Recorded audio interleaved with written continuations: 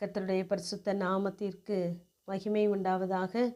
55ஆம் சங்கீதம் 22ஆம் வசனம். கர்த்தர் மேல் உன் பாரத்தை வைத்துவிடு, அவர் உன்னை ஆதரிப்பார் என்று சங்கீதக்காரன் சொல்வதாக நாம் வாசிக்கிறோம். நம்முடைய பாரத்தை கர்த்தருடைய சமூகத்திலே நாம் இறக்கி வைக்கும் பொழுது அவர் அதை ஏற்றுக்கொண்டு நம்மை ஆதரிக்கிறவராய் நம்மோடு கூட இருக்கிறார். அநேக நேரங்களிலே இப்படிப்பட்ட பாரங்கள் நம்முடைய ஆத்மாவை நிரப்பும் பொழுது, நம்முடைய இருதயத்தை பாரம் சூழ்ந்து கொள்ளும் பொழுது அநேக நேரங்களிலே நாம் மௌனமாகி விடுகிறோம். ஆனால் சில நேரங்களில் அது கண்ணீராக, புலம்பலாக வெளிப்படுகிறது. இங்கு யோபுவை இப்படிப்பட்ட பாரம் சூழ்ந்து கொள்ளும் பொழுது அவன் மௌனமாய் இருந்தான். கர்த்தர் கொடுத்தார், கர்த்தர் எடுத்தார், கர்த்தருடைய நாமத்திற்கு ஸ்தோத்திரம் என்று சொல்லி. ஆனால் யோபுவின் மனைவி அங்கு புலம்பியதை நாம் பார்க்கிறோம். இப்படிப்பட்ட சூழ்நிலைகளிலே நாம் எதை நம்புகிறோம், யாரை நம்புகிறோம் என்று தேவன் நம்மை கவனிக்கிறார். ஆகவே நம்முடைய ஆத்மாவை குறித்து நாம் மிகவும் கவனமுள்ளவர்களாக இருக்க வேண்டும்.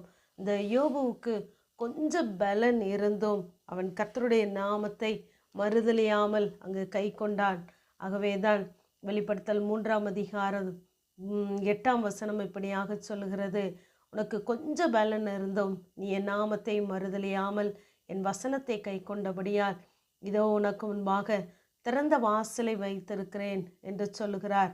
நம்முடைய பொறுமையை தேவன் பார்க்கிறார்.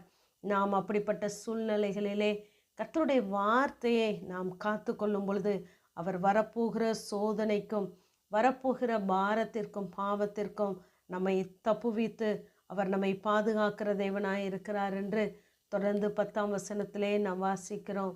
ஆகவே நம்முடைய பாரங்கள் எதுவாய் இருந்தாலும் தேவ சமூகத்திலே இறக்கி வைத்துவிட்டு கர்த்தருடைய வார்த்தையை உறுதியாய் பற்றி கொள்வோம். இங்கே என்னாகுமோ 11ஆம் அதிகாரம் 11ஆம் வசனத்திலே மோசே கர்த்தரை பார்த்து சொல்லுகிறார், இந்த ஜனங்கள் எல்லாருடைய பாரத்தையும் என்மேல் சுமத்தினதினால் உமது அடியானுக்கு உபத்திரம் வர பண்ணினதென்ன, உடைய கண்களிலே எனக்கு கிருபை கிடைக்காமல் போனதென்ன என்று சொல்லுகிறார். அவருக்கு அது மிஞ்சின பாரமாய் இருந்தது.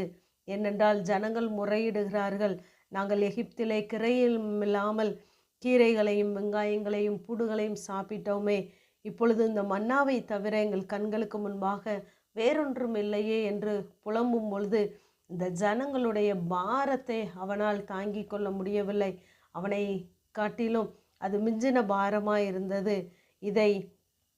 இதற்கு தேவன் பதிலளிக்கிறார். அநேக நேரங்களிலே நாம் தாங்கக்கூடாதபடி மிஞ்சின பாரமாய் இருக்கும் பொழுது தேவனிடத்திலே என்னால் முடியவில்லை என்று நம்முடைய வாழ்க்கையின் கடைசியை நாம் யோசித்து பார்க்கிறோம். ஆனால் அப்படி இராதபடி, தேவனே எனக்கு தாங்குவதற்கு பலன் தாங்க, சுமக்க எனக்கு கிருபை தாங்க என்று சொல்லும் பொழுது தேவன் நம்முடைய பாரத்தை லகுவாக்குகிறார். இங்கு மோசேயுடைய பாரத்தை அவர் அநேகருக்கு அங்கு பகிர்ந்தளிக்கிறார். 17ஆம் வசனத்திலே, நீ ஒருவன் மாத்திரம் ஜனங்களின் பாரத்தை சுமக்காமல் உன்னோடு கூட அவர்களும் சுமப்பதற்காக உன்மேல் இருக்கிற ஆவியை அவர்கள் மேல் வைப்பேன் என்று சொல்லி அங்கு பகிர்ந்து கொடுக்கிறார். ஆகவே நாம் தேவ சமூகத்திலே இந்த மோசேயை போல நாம் இறக்கி வைப்போமானால் தேவன் நிச்சயமாகவே நம்மை ஆதரிப்பார். நம்மை தனியே விட்டு விடுகிற தேவன் அல்ல. ஏனென்றால் தகப்பனுக்கு தெரியும் நாம் எவ்வளவு பாரத்தை நம்மால் சுமக்க முடியும் என்று. அவ்வளவுதான் நமக்கு தருவார். திராணிக்கு மேலாய் சோதிக்கிற தேவன் அல்ல. ஆகவே நம் தலைமேல் இருக்கிற பாரத்தை தேவ பாதத்திலே நாம் வைப்போமானால் நமக்கு நிச்சயமாகவே விடுதலை உண்டு. கர்த்தர் நம்மோடு கூட இருக்கிறார். அவர் எல்லாவற்றையும் பார்த்து கொள்ளுகிற தேவன். ஆகவே உங்களுடைய பாரங்கள், கவலைகள், கண்ணீர்கள் எல்லாவற்றையும் தேவ சமூகத்திலே இறக்கி வையுங்கள். நிச்சயமாகவே தேவன் பதில் தருவார். உங்களுடைய பாரத்தை லகுவாக்குவார், உங்களை ஆதரிப்பார். ஆமேன். ஜெபம். பிதாவாகிய தேவனே, குமாரனாகிய இயேசு கிறிஸ்துவின் நாமத்தின் மூலமாய் உடைய சன்னிதானத்தில் வருகிறேன்.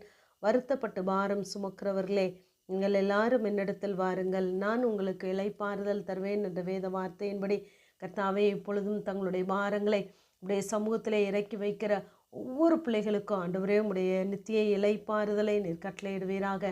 நீர் ஆதரிக்கிற தேவன் கூட இருந்து சகலவற்றையும் பொறுப்படுத்திக் கொள்ளும்படியாய் ஜெபிக்கிறேன். இயேசுவின் மூலம் ஜெபங்கேலும் எங்கள் நல்ல பிதாவே. ஆமேன்.